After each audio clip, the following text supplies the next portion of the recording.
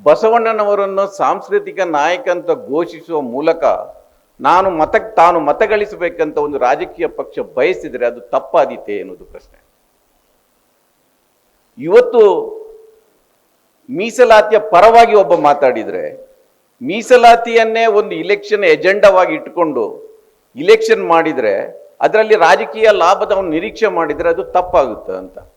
ನಾನು ಭೂ ಸುಧಾರಣೆಯನ್ನು ಜಾರಿಗೆ ತರ್ತೇನೆ, ಮಹಿಳಾ ಮೀಸಲಾತಿಯನ್ನು ಜಾರಿಗೆ ತರ್ತೇನೆ ಒಂದು ಎಜೆಂಡವನ್ನು ಮುಂದೆ ಇಟ್ಟುಕೊಂಡು ನಾನು ಈ ಕಾರಣಕ್ಕಾಗಿ ಮತ ಕೊಡಿ ಅಂತ ಯಾವುದಾದ್ರೂ ಒಂದು ರಾಜಕೀಯ ಪಕ್ಷ ಕೇಳಿದರೆ ಅದು ತಪ್ಪಾದೀತೆ ಅಂತ ನನ್ನ ಪ್ರಶ್ನೆ.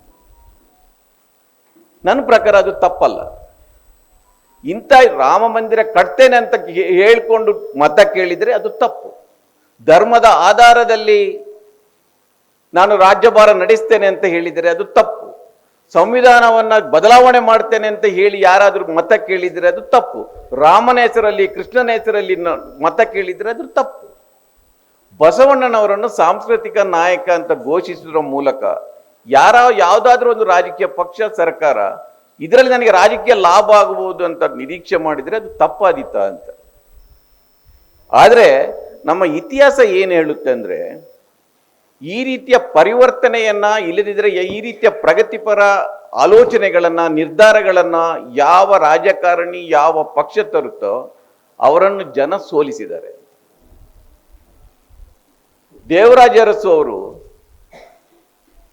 ಭೂ ಸುಧಾರಣೆಯನ್ನು ಜಾರಿಗೆ ತಂದರು, ಮೀಸಲಾತಿಯನ್ನು ಜಾರಿಗೆ ತಂದರು. ಇದೇನು ಜನವಿರೋಧಿ ಕಾನೂನು ಆಗಿರಲಿಲ್ಲ, ಆದರೆ ಜನ ಅವರನ್ನು ಸೋಲಿಸಿದರು.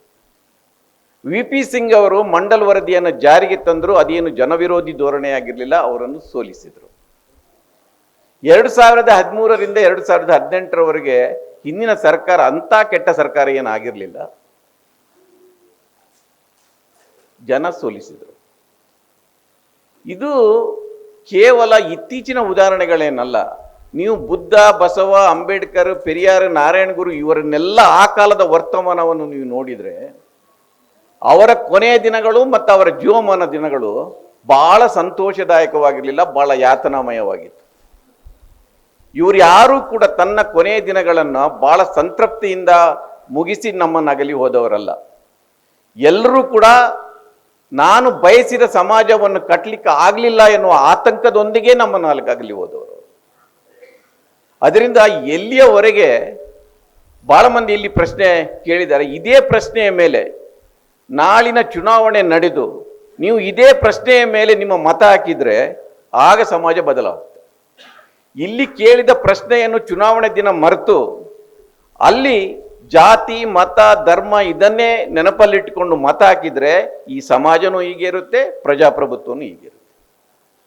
ಪ್ರಶ್ನೆಗಳು ಕೇಳುವುದು ಕೇವಲ ಈ ಸಭಾಂಗಣಕ್ಕೆ ಸೀಮಿತ ಆಗಬಾರದು. ನಿಮ್ಮ ಒಳಗಡೆ ಅದನ್ನು ಚಿಂತನ ಮಂಥನ ನಡೆಯಬೇಕು.